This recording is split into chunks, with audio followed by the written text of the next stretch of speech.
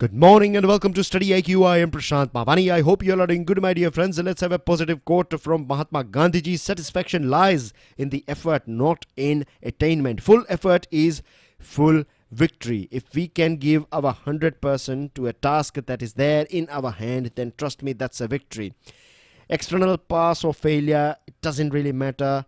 The most important thing is intrinsic satisfaction. If you are satisfied with what you are doing, then the thing that you are doing is right. Simple as that. And to achieve this satisfaction, you have to give your 100%, and that's a victory as well. That's what I understand from Mahatma Gandhi's quote. With this, dear friends, we have many articles to go through. Let's start our discussion with this one. This is Rescuing ILFS. I am going to give you a brief later on about what we have or the other articles. Let me tell you that our pen drive and tablet courses are available for various different exams.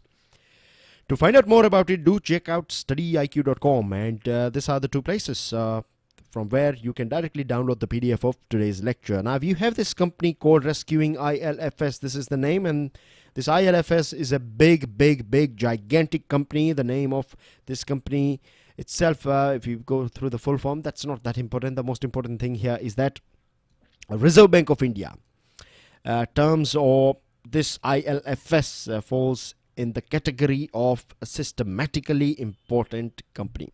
If I take you through some basic facts about this ILFS and why, from this we can understand why it is this systematically important, because assets, if we go through the assets of this company, we find that it has got 1,15,000 crore worth asset, and then you have a debt, 91,000 crore rupee debt is there on this a particular company, a company that is engaged in you can say financing as well as financing infrastructure project, as well as looking after, or it is also in infrastructure leasing and financial services. That's what the full form is, ILFS Group, and it is engaged in this infrastructure project. Now, you know that in infrastructure you have three, or basically generally speaking, you have three categories, right? Short term, medium and long-term infrastructure projects, and of course for the long term it's somewhere around 25 to 30 years long projects, and that's what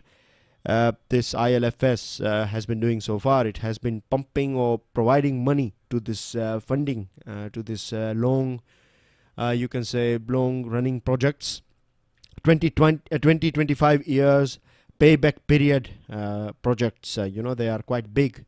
And the main problem that this particular company is facing at present is this liquidity issue. Now, what liquidity is all about? It's basically this flexibility that you should have. If you are running a business, then you know that every single day you have to keep some money as a working capital. All of a sudden you have to make a payment. All of a sudden you have to give it to someone, or for whatever reason, you have to keep the money. If you have some you are waiting for some opportunity, just in case, if you have money, then you can take chances in business. If you don't, then you cannot. So simple as that. So liquidity is a very essential thing as far as business is concerned.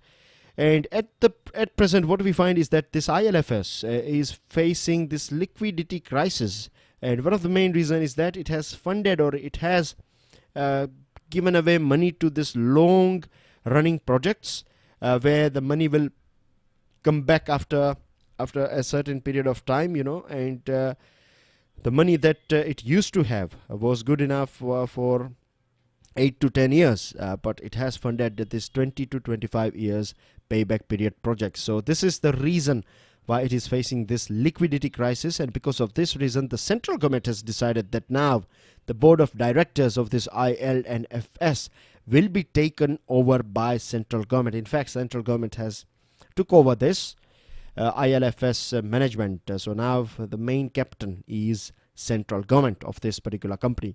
Now we are going to talk about this one as well. Let me tell you now, you have this famous person called Uday Kotak. Uday Kotak is the new, he's going to be the main man who's going to run this ILFS now for time being, and the main task for Uday, Mr. Kotak, is to make sure that he brings out this company, from this state of red to a state of blue. That means in a good shape as far as business is concerned. The red is used for debt, or when you are out of money and things like that, and blue is something that indicates your business is flourishing or it's healthy.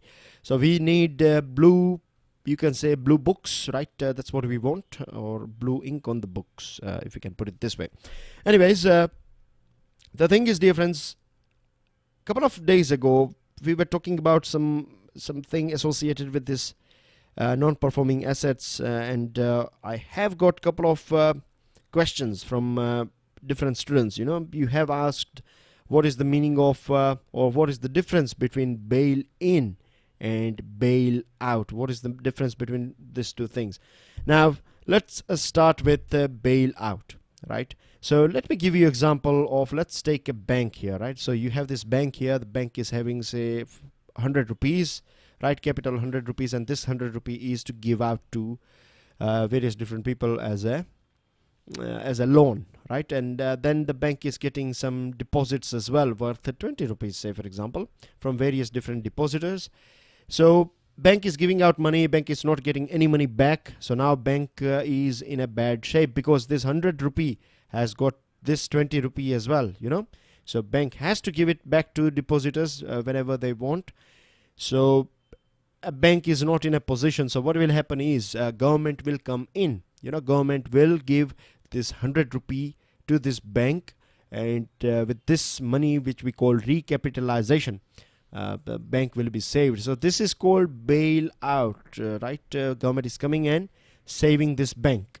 Now what is bail in? Bail in is same scenario, bank not performing well, deposits 20 rupees, loans that you have given out is 100 rupee, right?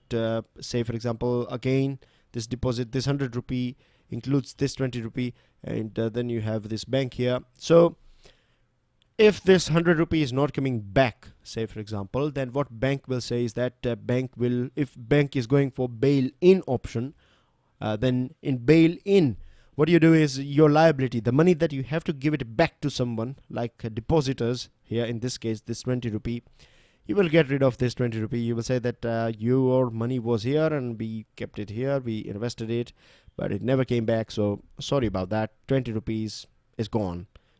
So this is how, I'm not being too technical here, but I hope things are clear between bail in and bail out. So in bail in, depositors money is used to save the bank, if just in case if bank is going through any problem, and bailout is when external party like government will come in and save the bank. So that's what bail in and bailout is all about. So now when government is taking over this ILFS, basically what we are talking about is, we are talking about a bailout option has been activated by government. And the reason why we cannot allow this particular company to fail is because the interlinkages is quite huge. You have so many banks, mutual funds, infrastructure players, all are associated with this ILFS. As you can see here 169 a number of subsidiaries in the group. So many jobs, so many things are attached to this big, you can say, company, and if it goes down, it will take everything down with it, and we cannot let it down, isn't it? So new management is in. Now of course we will see a drastic change. The new management will come with or act as a change agent, but let's wait and watch. One thing that we have to keep in mind from this incident is that this company is giving long-term finance, right? These companies who know that they are not capable of giving this long-term finance, so we have to work on this thing. RBI as well as central government together, they have to work and find out a way to make sure that our infrastructure projects, of course they are funded, but at the same time we don't face this sort of situation where our proper healthy companies are in this state. You have this infographic here. You can of course go through this infographic.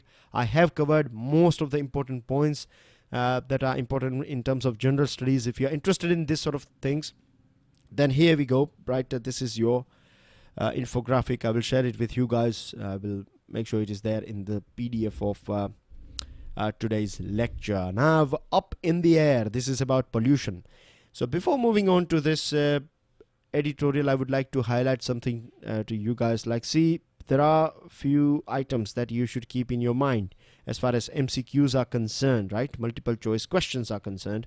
They can ask you about this. This is a very common question and very easy one as well. If you just pay a little bit attention on this thing, like They'll give you vehicular traffic, they'll give you industrial, you can say industrial carbon, say for example, or this carbon that is emitted by industries, factories and other places. Then you have construction dust, and then you have natural dust and other things.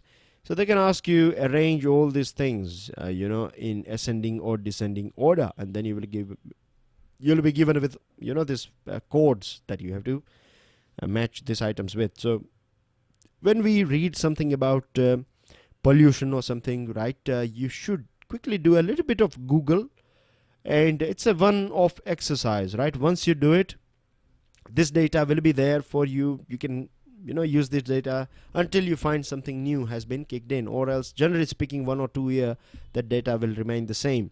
So if we know, say for example, I'm not saying this is the right sequence, it's a homework for you guys. So let's say, right, that vehicular traffic is number 2 and natural dust is number 1, say for example, in terms of quantity of you can say pollution, or its contribution in pollution. So if I know these 2 items here, then based on these 2 items as well, it becomes a bit easier for me to crack that particular question. I hope it's making sense here. So now let's talk about this up in the air. This up in the air is about stubble burning.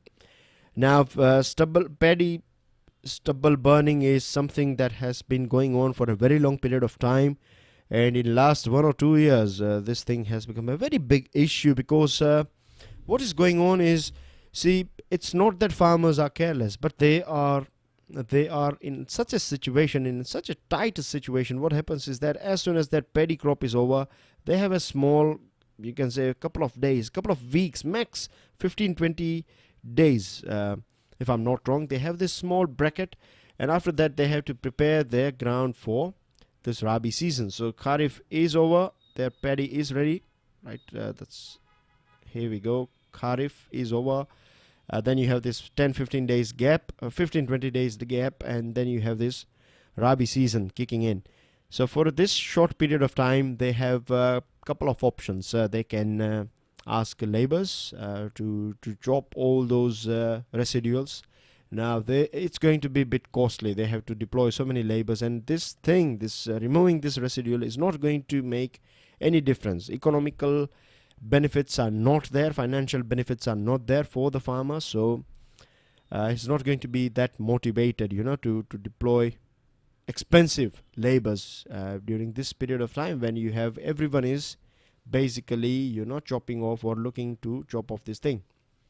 Now second option that you have is you can get a machine, but do we have that many machineries available?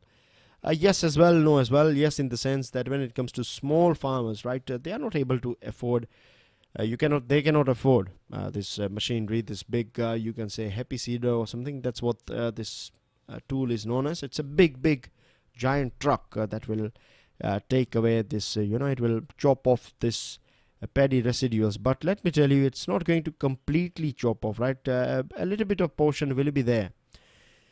So that's not going to be a complete solution as far as farmers are concerned, because they have to prepare things for Rabi. Now again, hiring this truck or this happy seeder is not going to bring any sort of financial benefit. In fact, it is a cost that they have to incur. So the best option that they have is, as per from their side, the best option that they have is to burn it off. That's it. When you burn this thing, that's it, you are done with it. But this thing is creating pollution, isn't it? It's releasing all this smoke. And what happens if this is our, say for example, India? I have a map of India today for you guys, so hold on a second, let me use that one. It's unplanned, but anyways, so this portion here, we are talking about this portion, right? This is, say for example, Delhi, and you have Punjab and this Uttar Pradesh and Haryana and all this portion where we find this stubble burning taking place. Now what happens in winter is that the winds are blowing from this side. They are called northwest winds. So on one side you are burning this thing, and winds are also heading towards Delhi and towards this part. So because of this stubble burning, this whole Indo-Gangetic plain, right, is filled up with smog, you can say. So that's a big issue for the whole nation. So many people are affected by this lung disease and other things. Already we have this pollution coming from various different sources like industries and this vehicles and other things. So now Government of India from last January, Principal Secretary is interacting with Environment Ministry officials and Chief Secretaries of various different states, and meetings are going on between them, and finally before winter they are going to come out with a proper action plan. Now so far we don't know what exactly they are going to do, but we know that they are going to provide some subsidies so that these happy seeders can be hired. Two things that I would like to add here. Before going into those two items, I would say that maybe some 6-7 months ago, or maybe a year ago, I came out with a special video lecture on this topic, available on our YouTube channel. You'll find stubble burning English and Hindi, and in that lecture I have talked about a practical solution, and the solution is goat. Yes, you are hearing it right, it's goat. See, goat are maintenance free. They don't need that much medicine and there's that much veterinary care. They are disease free as well. They are rugged. They can survive. You don't have to look after it just like you look after your cows and buffaloes. So they are basically, you can say, a sort of hassle free animal. Now they give us milk. In today's world we know that NDC, that is non-communicable diseases, are something that is very common, diabetes and other things. So goat's milk is very healthy for people who are diabetic. So that's a big market out there. Now farmers can look after, they can under this animal husbandry, they can go ahead with goats, and this goats will they can digest this residual of paddy. Cows and buffaloes they can't, but goats, yes, they can. So it's going to be free of cost. They will find food for their goat farmers. The other thing is goats, that you can get leather out of it, meat out of it, milk out of it. It's maintenance free. So all these benefits are there. So it's not going to cost that much. All you have to do is buy a couple of goats and that's it. Their gestation cycle is quite narrow as well compared to, it's not that long. It's short compared to cows and buffaloes. So in no time, after a couple of years, you can have you can say handsome amount of goats. So this is a very viable option, right? Totally eco-friendly, and in fact it will enrich farmers as well. So this is a topic or this is a solution for this thing. Keep this thing in mind, it will help you a lot. Second thing is we can produce ethanol as well out of it, but for that we have to ethanol out of this paddy residual, but for that we have to set up this whole operations. We have to inform farmers about it, and we have to, for time being, in initial stage, we have to collect this residual. So all these things are there. If you want to fight against pollution, then we have to go ahead with some green, you can say, solutions, and we have to take farmers on board as well. And I'm sure if we do this thing, then we can save so many lives as well, because so many people are dying because of pollution in our country. Now we have the need to forget. This article is written by this article is talking about this person here. His name is Ilkana. And Ilkana was a very famous writer, as per this writer of this article, and he was a very dear friend of this article writer. So he's talking about Ilkana, who is no more, right? Ilkana wrote an article in this newspaper, Israeli newspaper, some 30 years ago, and he said that he demanded basically that they desist from allowing the past, the Holocaust in Israel's case, to condition their present or determine their future. So why this article is important? This it is very relevant for our country as well. All those things that have took place in our past, in the history of our country. I'm not talking about our personal histories. I'm talking about history of our country. If we find X king came into our country and he did this, this and this, and if Y came in and they did this, this and that, all these things, yes, they are fine. Everything is over now, right? We can learn what we have to, but the hatred that this incidents, of course, naturally, we don't feel good when we hear the stories that our people were killed by these Britishers. But that does not mean that we start, hating British people. That's not going to be right. That's in fact going to be detrimental for our own society, because those people are dead already, right? They are no more. Those people who used to rule over us, they are gone. It's not only people, right? That whole thought process is gone. Can you believe this thing? That whole today, I think this is a ray of hope for all of us. That once upon a time, colonialism, right, was a big thing. It was not as, I would say that if you compare it, you can say that it was. I'm not sure if I'm going to offend anyone, but look at today's era. We have terrorism, right? People are, we are not at all happy with terrorism. I believe at that point of time, people were not happy with colonialism. But today, colonialism is gone, right? It's not only people, the whole system is gone. Hopefully, in near future, we'll find something similar with terrorism as well, that this whole ideology will be gone. It will become a history. So the thing is, what we can learn from this article is that if we want to build our bright future, right?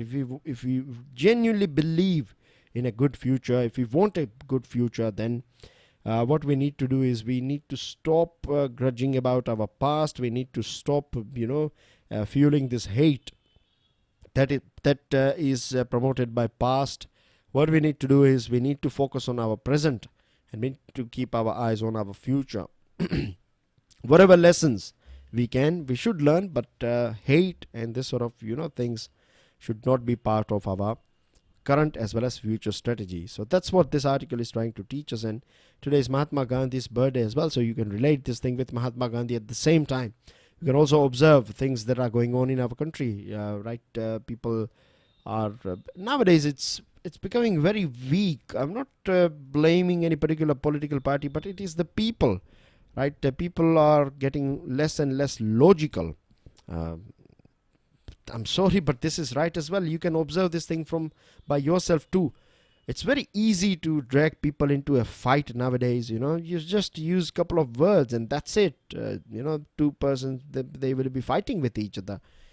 So we have to, work on this thing. And Mahatma Gandhi and other people, there are so many good souls out there. They have helped us a lot. They have talked about so many things, and we need to educate ourselves as a nation on this thing. So I hope things are clear to you as far as these items are concerned. Now, dear friends, we have one more item, and this one is enjoying exporter status. So we'll talk about it, but let me take you through this one, the voice that is great within us. It's about Gandhiji, it is about truth, but if you go through this article, you will find that it's very basic. Most of the things are, you can say, matter of common sense. We already know it. So if you have extra time, then yes, you can go through it. If you ask me, then I would say that save your time.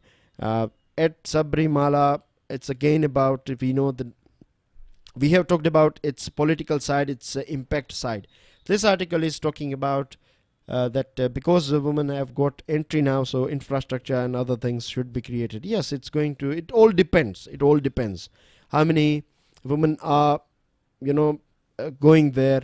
If they are going there, if the numbers are getting bigger and bigger, then you'll have no option. We have to create infrastructure. But one thing is that we have to follow this protocols, standard operating procedures. If a particular temple or a place is getting too crowded, then police as well, this administration, they have to follow this SOP so that we don't see stampede and other cases, which is quite common in our country. And then we have this algebra of dissent. So this article is talking about dissent is important. Of course, it is important. But here, this dissent is not a dissent that we find in parliament. It is a dissent that we have observed in recent past in many cases, like out of total 5 judges bench of Supreme Court, 4 judges go ahead with something, 1 is not happy with that thing. So dissent, it may look that victory of majority, and that is the right thing as well. But in future, this one dissent as well becomes a very important or foundation for laws. So laws and all these things should be up to date, right? And as we move ahead, there are so many things that may look wrong today will become right in future. You never know. So that's what this dissent is talking. It's giving you a couple of examples about dissent and how It helped in Keshavanand Bharti case and other cases. So that's it. Now, enjoying this exporter status. Very briefly, I tell you that, see, you have one exporter status that you get, and you have this thing called, or a company or a business called buying houses. Now, buying houses, it's not about buying houses to live. Buying houses are those businesses, right? They are called exporters. They are the ones who are exporting things to other countries. So these buying houses are there, and if they get an order, say for example, if someone orders, or if they can win a contract of producing 1,000 maybe shirts in our country, then they will contact this supporting manufacturer. They will go for a manufacturer, and this manufacturer will produce shirts for this buying houses, and buying houses will finally, complete this whole transaction of this export.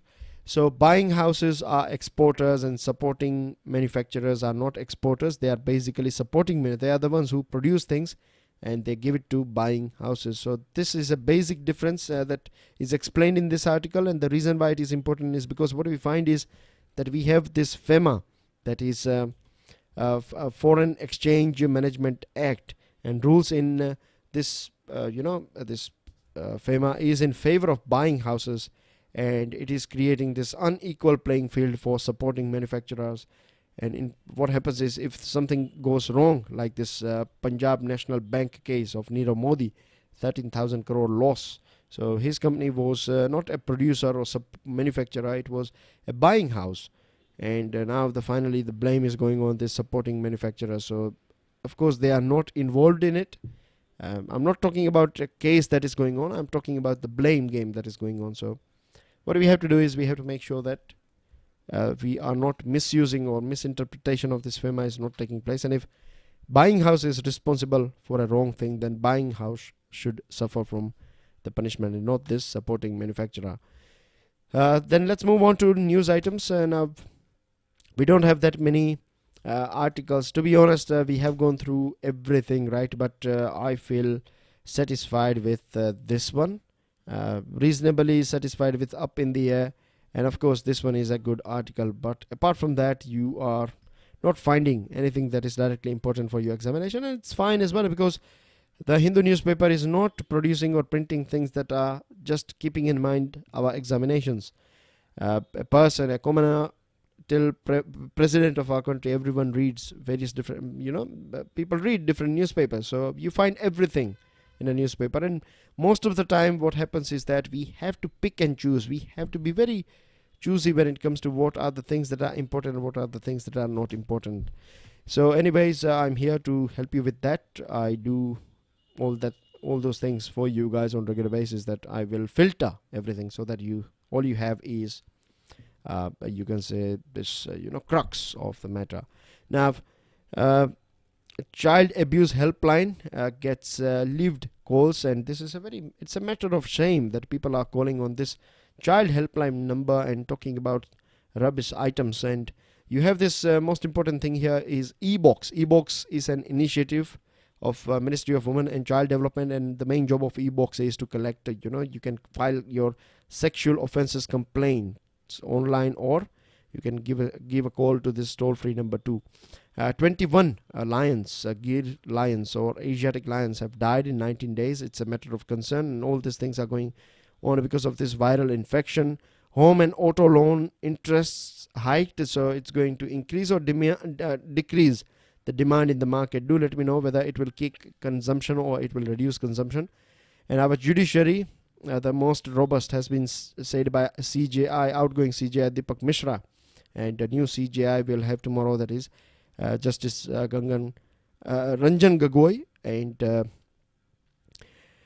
Venugopal has talked about increasing the salary of judges, and India has backed direct talks with Taliban. We have said that if Afghanistan wants to go ahead with it, then we are fine. It should be Afghan-led development process. So we are supporting Afghanistan in this sense. Leaders will have to pay for damage. So if protest and vandalism takes place, then that particular outfit's leaders, they will have to pay for the damage. And USA and Japan's pair called James Ellison, this is not a husband-wife pair. It is a pair of two immunologists. I don't want to create any sort of confusion here. So James Ellison of US and Tashuku Honjo of Japan, together they have won this 2018's Nobel Medicine Prize, and that's a good news. And in future we are going to find some more names associated with Nobel coming in. So here are your 5 words, and yesterday's answer is here in this map. Now today I have got a sort of interesting question for you guys. Can you give me the name of this 82.5? What is it all about? Why this line is passing from this part here? And can you give me the name of states from which this line is passing? Right. So do let me know. And that's everything. This is Brunei's flag. You have to answer or find the answer of this flag that you can see on your screen. Enjoy Mahatma Gandhi Day, and God bless you all. Let us all be ever and ever get inspired by Mahatma Gandhi, and share this lecture with other students. Jai Hind.